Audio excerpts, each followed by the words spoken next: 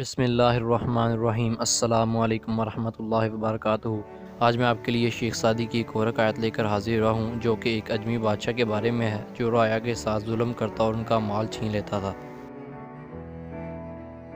کسی اجمی بادشاہ کے بارے میں بیان کیا جاتا ہے کہ وہ رعایا کا مال زبردستی اور ظلم سے چھین لیتا اور ان پر جبر و ستم روا رکھتا۔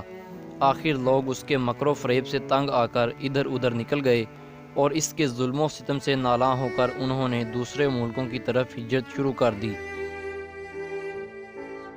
اس طرح جب رعایا کم ہو گئی تو ملک کے محصول اور آمدنی میں بھی بتدریج کمی واقع ہوتی گئی، تاان کے خزانہ خالی ہو گیا اور دشمنوں نے دباؤ ڈالنا شروع کر دیا۔ یہاں پہ ایک شعر کا ترجمہ کیا گیا ہے: جو کوئی اس بات کا خواہش مند ہے کہ مصیبت کے دن کوئی اس کی مدد کو پہنچے تو اس سے کہو کہ تجھے چاہیے کہ تو اپنی خوشحالی و سلامتی کے زمانے میں بخشش و سخاوت اور رحم دلی سے کام لے۔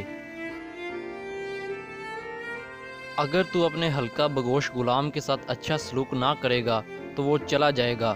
جہاں تک ہو سکے دوسروں پر زیادہ سے زیادہ مہربانی کر، اس سے غیر بھی اپنے ہو جاتے ہیں۔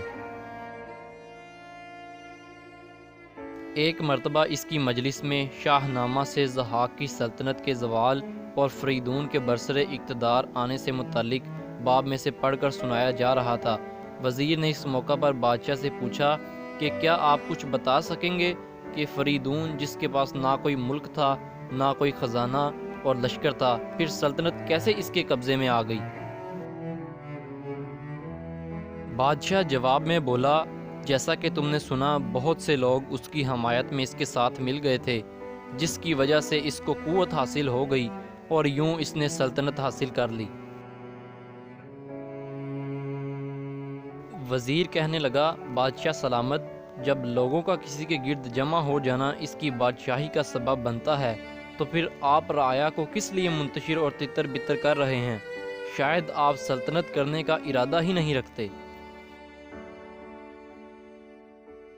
یہاں پہ ایک اور شعر کا ترجمہ کیا گیا ہے: بہتر یہی ہے کہ تو دل و جان سے لشکر کی پرورش کرے، اس لیے کہ بادشاہ لشکر کی ہی بدولت بادشاہت کرتا ہے۔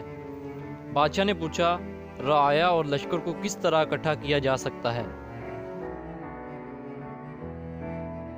وزیر جواب میں بولا، اس کے لیے ضروری ہے کہ بادشاہ بخشش و کرم اور رحم دلی سے کام لے تاکہ لوگ اس کے گرد جمع ہوں اور اس کی سلطنت کے سائے میں امن کی زندگی بسر کر سکیں، اور آپ میں یہ دونوں خوبیاں نہیں ہیں۔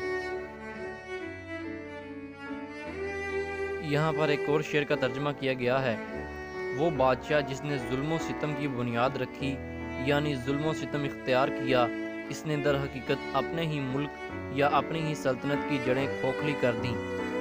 ظالم آدمی بادشاہت نہیں کر سکتا، کیونکہ بھیڑیے سے بھیڑ بکریوں کی رکھوالی نہیں ہو سکتی، کیونکہ بھیڑیے کا کام انہیں کھانا ہوتا ہے، ان کی رکھوالی کرنا نہیں۔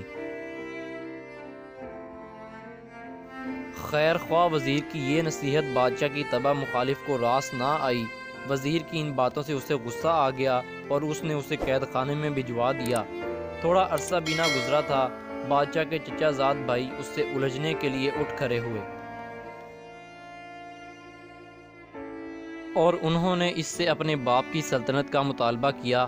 جو لوگ بادشاہ کی دست درازی اور ظلم و ستم سے تنگ آ چکے تھے اور ادھر ادھر منتشر ہو گئے تھے، وہ آ کر ان کے بھائیوں کے ساتھ مل گئے اور انہیں قوت بہم پہنچائی، جس کے نتیجے میں ملک بادشاہ کے ہاتھوں سے نکل کر اس کے چچا زاد بھائیوں کے قبضے میں آ گیا۔ وہ بادشاہ جو کمزوروں پر ظلم و ستم روا رکھتا ہے، ایک موقع ایسا آتا ہے جب خود اس کے دوست اس کے زبردست دشمن بن جاتے ہیں۔ رعایا کے ساتھ اچھا سلوک کر اور یوں امن کی زندگی گزار، اس لیے کہ انصاف کرنے والے بادشاہ کے لیے اس کی رعایا لشکر کا کام دیتی ہے، اور جب اس بادشاہ کے پاس اس کی رعایا ہی نہ ہو تو پھر اس نے کس کے اوپر حکومت کرنی ہوتی ہے۔ ویڈیو اچھی لگی ہو تو اسے لائک اور شیئر کیجئے اور میرے چینل کو سبسکرائب کیجئے تاکہ نئے آنے والی ویڈیوز کے بارے میں آپ کو انفارمیشن مل سکے۔